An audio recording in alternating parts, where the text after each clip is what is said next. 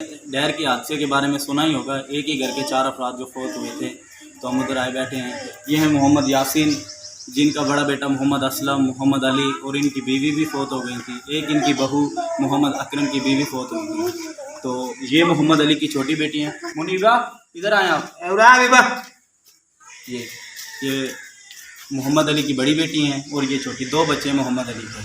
आप ही आ जाइए। ये मोहम्मद असलम का बड़ा बेटा है। आज बुढ़िया सारे आ जाए। इकरा से आ जा। ये मोहम्मद असलम की बेटी हैं। आज ये बच्चे मोहम्मद असलम के हैं। ये बेटा भी मोहम्मद असलम का है। सारे सामने आ जाए। ये जो एक तरफ 2 बच्ची हैं ये मोहम्मद अली की हैं और ये जो 4 बच्चे हैं ये मोहम्मद असलम के हैं।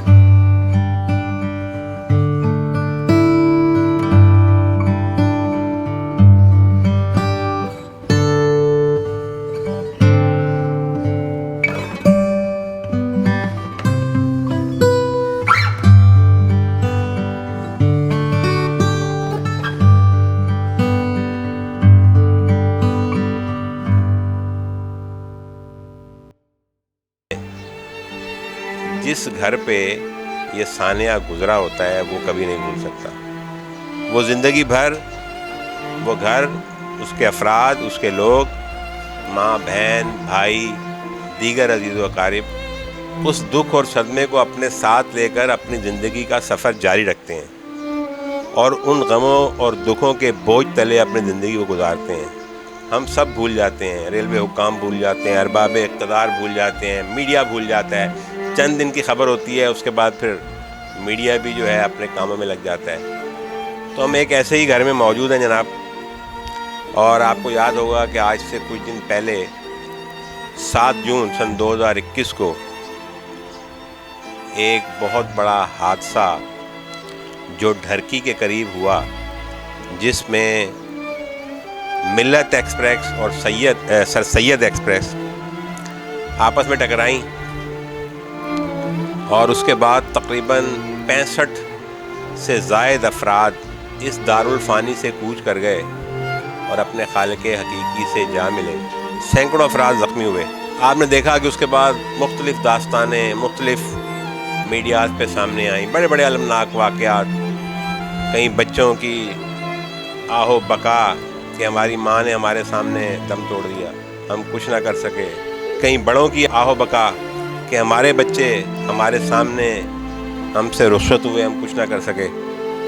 बड़े बड़े आप सानिया देखते रहे। तो एक ऐसा ही हादसा कि जिसमें एक घर के 4 अफराद इस दुनिया से चले गए, जिसमें जो बुज़ुर्ग थीं शब्बीरा बीबी, वो जाँ बहक हुई।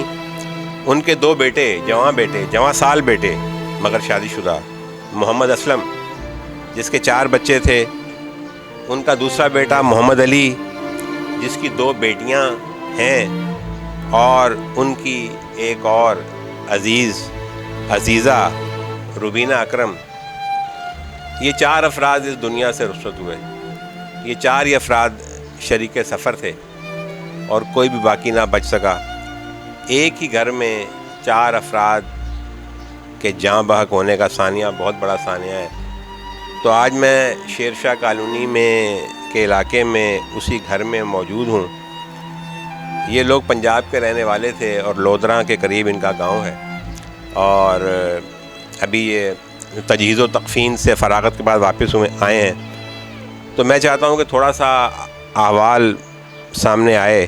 تو میرے ساتھ جو ان کے عزیز و اقارب موجود ہیں، ان سے ہم بات چیت کرتے ہیں تاکہ آپ اس حادثے کے بارے میں جان سکیں. جی، میری اہلیہ تھی اور میری چاچی تھی اور 2 کزن تھے، اور یہ گاؤں جا رہے تھے.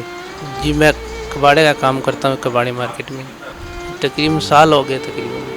نہیں، میں ادھر سے ہی ان کو رکشے میں بٹھا دیا تھا. میں نے بولا بھائی یہ ساتھ میں اور یہ چلے جائیں گے. ادھر کام تھا مجھے تھوڑا، اس لیے میں نہیں گیا. تو ادھر سے بٹھا دیا تھا میں نے ان کو. ایک ہمارے رشتہ دار تھے ادھر اسی ٹرین میں ملت میں، اور وہ ان کا ڈبہ کھل کے پیچھے رہ گیا تھا. اللہ نے ان کو بچا دیا، اور انہوں نے فون کیا اپنے ادھر گھر پہ کہ اپنے اور کوئی رشتہ دار ہے اس میں. تو انہوں نے معلومات کی تو بھائی کے پاس فون آیا. تو صبح بھائی نے میرے پاس فون کیا تو پوچھا کون سے گاڑی میں تھے. میں نے بولا ملت میں تھے. تو میں نے جو بھائی گیا تھا بڑا بھائی، اس کے فون پہ کال کری تو اس کا فون کسی اور نے اٹھایا. تو میں نے بولا یہ بھائی کدھر ہے؟ اس نے بولا ان کا تو ایکسیڈنٹ ہو گیا. تو مجھے نہیں پتہ یہ کدھر ہے. تو اس نے فون بند کر دیا. تو اس کے بعد میں نے پریشان ہوا بہت. تو کہیں فون کیا چاچو کے پاس، ادھر معلومات کی. تو اس کے بعد ہم نے ادھر سب کو اکٹھا کیا تو پھر ادھر سے چلے گئے. ہمیں ان کا کوئی پتہ نہیں تھا کیا زندے ہیں وہ مر گئے، ان کو کوئی حالات کا معلوم نہیں تھا ہمیں. جی بالکل ہر بات ذہن میں آتی ہے ان کی. ابھی ادھر کوارٹر میں جاتا ہوں تو دل نہیں لگتا، کوارٹر میں جانے کا من بھی نہیں کر رہا.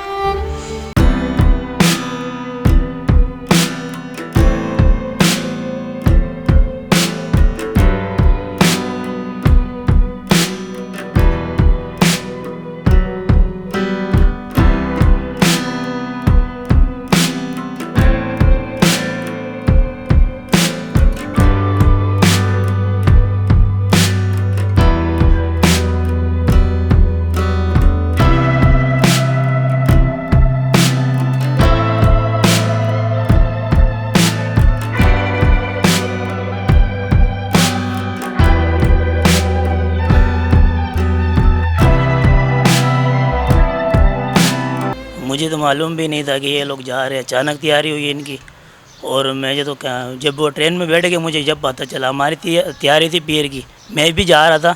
میں نے امی کو بولا میں بھی چلوں گا ساتھ میں. مجھے پتہ بھی نہیں چلا یہ لوگ نکل گئے. بس وہ بولتے ہیں نا کہ بندے کی موت جس کو جہاں ٹائم لکھا ہوتا ہے وہاں اس کو کھینچ لاتی ہے. یہ تینوں ہی نکل گئے. تو صبح مجھے پھر ہمارے یہاں رشتہ دار اسی ٹرین میں سفر کر رہے تھے تو ان کی کال آئی ہے. وہ بولتے ہیں بھائی ہمارا حادثہ پیش ہوا ہے، ملت ایکسپریس میں تھا اور آپ کا کوئی رشتہ دار تو نہیں ہے جاننے والا. پھر میں نے ان کو بھائیوں کو فون کر کے پتہ کیا کہ بھائی امی اور بھائی کون سی ٹرین میں جا رہے تھے. انہوں نے بولا بھائی امی اور بھائی نے اس میں ملت میں جا رہے تھے. میں نے بولا بھائی اس کا حادثہ پیش آیا ہے اور جلدی کرو، ہم کو یہاں سے نکلنا ہے بھائی، جتنی جلدی ہو سکے. پھر تقریباً پونا گھنٹہ گزرا. میں نے دوبارہ فون کیا، امی کے نمبر سے نمبر نہیں لگ رہا تھا. پھر میں نے فون کیا تو کسی بندے نے اٹھایا. بولتے بھائی آپ کی امی کی ڈیتھ ہو گئی اور ڈیڈ باڈی ہم سے آگے لے جائیں. تو امی کا تو ہم نے پہلے سن لیا تھا، بھائیوں کا نہیں پتہ تھا کیا ہے. تو ہم نے تایا ابو کو وہاں سب کو فون کر دیا تھا. وہ پہنچ گئے تھے ہم سے پہلے، تقریباً 9 بجے وہاں پہنچے ہیں. تو ان کو مل گئے تھے. بھائی نہیں ملا تھا بڑا، 2 امی جان اور میرا چھوٹا بھائی اور ہماری کزن تو مل گئی تھی، اور میرا بڑا بھائی نہیں ملا تھا. وہ آگے کہیں ہسپتال تھا وہاں سے ملا. بہت اچھا تعلق تھا ماشاءاللہ. میرے بھائی بہت اچھے تھے، بہت محبت کرتے تھے ہم سے، ہم بھی ان سے محبت کرتے تھے. گھر پہ آتے تھے، ہم بھی ان کو ملنے کے لیے جاتے تھے. بہت ہمیں خوشی ہوتی تھی جب وہ ہمارے پاس آتے تھے اور ہم ان کے پاس جاتے تھے. ہماری والدہ ہم سے ملنے کے لیے آتی تھی. والدہ بولتی تھی کہ تم گھر پہ نہیں آتے. پھر ہم والدہ کے پاس جاتے تھے، ہمیں بہت خوشی ہوتی تھی. ساتھ ہی آئے تھے سب ہم یہاں. ہم دونوں بھائی کام کرتے تھے پہلے، یہی پڑھتے تھے تو چاروں، بس 2 ہی تھے پہلے. ہم شہروں میں کمانے والے، ہمارا والد کام کرتا تھا ہم چھوٹے تھے تقریباً 10 سال کے. میں ادھر جب آیا مزدوری کرنے کے لیے تو میری جب 300 روپے دیہڑی لگی تھی اور میرا بھائی بڑے والے کی 50 روپے دیہڑی لگی تھی تقریباً. یہ جو اکرم بھائی ہیں میرے چھوٹے بھائی ہیں جن کی اہلیہ کا انتقال ہوا، اور جو شبیرہ بھی تھی ہماری خالہ بھی ہیں، اور خالہ بھی تھی اور چچی بھی ہیں، یعنی دونوں میری امی اور چچا تائے زاد اور چچا بہنیں آپس میں. اور یہ ہمارے 2 بھائی تھے، یعنی کزن بھی تھے، خالہ کے بیٹے اور چچا کے بیٹے بھی تھے. ماشاءاللہ ہنستے کھیلتے ابھی کچھ دن 2 دن جانے سے پہلے 2 دن پہلے ہمارے پاس کام کر رہے تھے، کہ بچپن سے ہی بیچارے کشمہ پرسی والی زندگی گزار رہے تھے. کھیتوں میں اپنی امی کے ساتھ کام کرنے جاتا تھا. ان کے گھر کے حالات تھوڑے ایسے تھے، ان کے والد کے اوپر قرضہ تھا. والد صاحب بھی کراچی میں کام کرتے تھے مگر اسکول میں بیچارے نہیں پڑھ سکے، تو اپنی والدہ کے ساتھ وہاں پر فصلوں میں کام کرنے کے لیے دیہڑی پہ جاتے تھے. کہ اتنی کشمہ پرسی تھی کہ پاؤں میں جوتے بھی نہیں تھے ان کے پاس. تو وہاں سے وہ بتا رہا تھا کہ صبح تو ٹھنڈی فرش پہ ٹھنڈی زمین پہ چلے جاتے تھے، مگر جب واپس آتے تھے تو وہاں کے درختوں کے بڑے بڑے پتے توڑ کے پاؤں کے نیچے باندھ کے پھر گھر پر آتے تھے. تو بچپن میں اتنی کشمہ پرسی والی زندگی گزاری بیچاروں نے.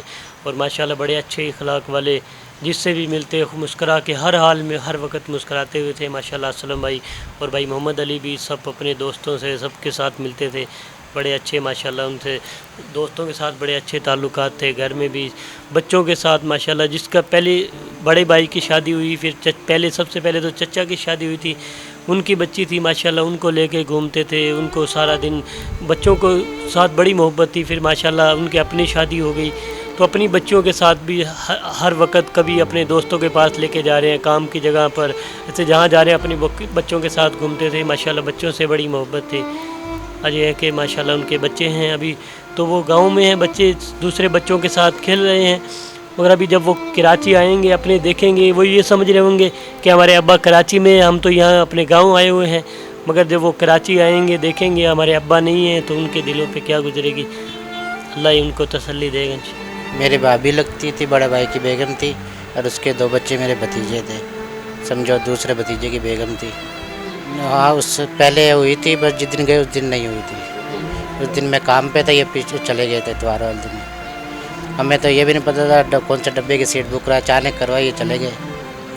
اس کے بعد صبح ہی پتہ لگا بھی ایکسیڈنٹ ہو گیا. پھر ہم یہاں سے صبح ہی نکل لیے تھے گاڑی لے کے. رات کو 10:30 ساڑھے 9 بجے پہنچے تھے وہاں پہ. وہاں جا کے پتہ لگا تو چاروں فوت ہو گئے. پتہ راستے میں لگ گیا تھا. پھر بھی ہم وہاں گئے تو سمجھو 10 بجے جنازہ ہوا تھا. پھر اس کے بعد پھر اسٹیشن والوں نے بلایا ہمیں 2-3 دن کے بعد. ہم نے ساری فائل وغیرہ بنا کے دی ان کو. انہوں نے بولا کچھ کریں گے، ابھی تک تو کچھ بھی نہیں کیا. سارے فارم وغیرہ سب جمع کروا کے آئے. جی ناظرین، آپ نے اس المناک واقعے کے متاثرین کے بیانات سنے، ان کی بات چیت سنی، اور دل پسیج کے رہ جاتا ہے ان طرح کے معاملات پر. حادثات، سانحات زندگی کا حصہ ہیں، اس سے کوئی انکار نہیں. اللہ تعالیٰ نے جہاں انسان کو بہت سی نعمتوں سے نوازا ہے، وہاں آزمائشیں بھی ہیں، جزا و سزا بھی ہے، سب کچھ ہے.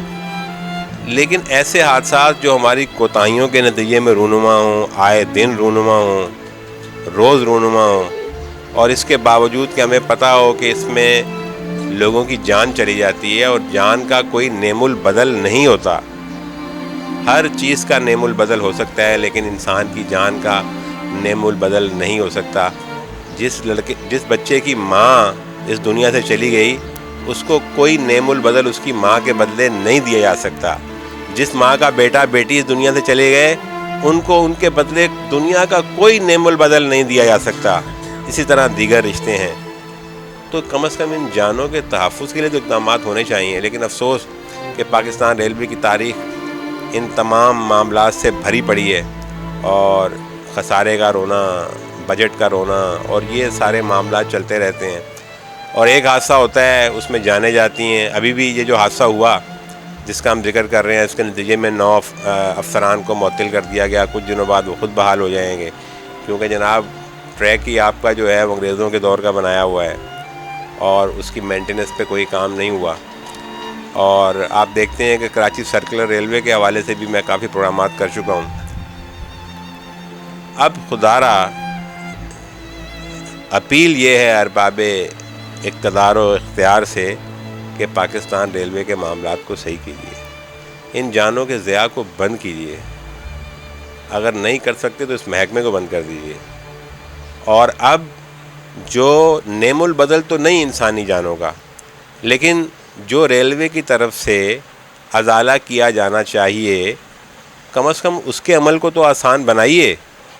किसी हादसा होने की सूरत में जो उनके वर्सा हैं या जो उनके अजीज़ व अकारिब हैं, उनको मालूमात बहम पहुँचाना, उनके साथ ताउन करने का कोई निज़ाम तो बनाइए। मैं खराज तहसीन पेश करता हूँ सिंध भर की कुर्ब जवार की उन आवाम को कि जो ट्रेन के हादसे पर पहुँचे, और आपने देखा कि वीडियोस में जिन्होंने एक तारीख रकम की कि हमारे यहाँ जो आम शख्स है वो आम शख्स का दर्द किस तरह रखता है। लोगों ने ट्रैक्टरों ट्रॉलियों में अपने गाड़ियों में डाल के मैयतों को, ज़ख्मियों को अस्पतालों तक पहुँचाया, खाना पहुँचाया, देगें पहुँचाई, वहाँ पर कैंप लगाए गए, खून का अतिया देने वालों की कितारें लग गईं।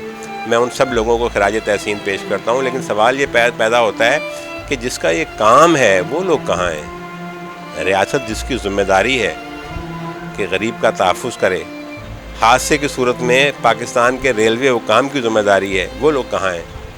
और अब आज तकरीबन ये 9-10 दिन हो गए हैं इन्होंने जो क्लेम फॉर्म भरा है, उसके बावजूद अब तक कोई कार्रवाई नहीं हुई। तो खुदारा मेरी अपील है अरबाब इक़्तिदार से कि जितने भी इस हवाले से मसाइल हैं उनको दूर किया जाए।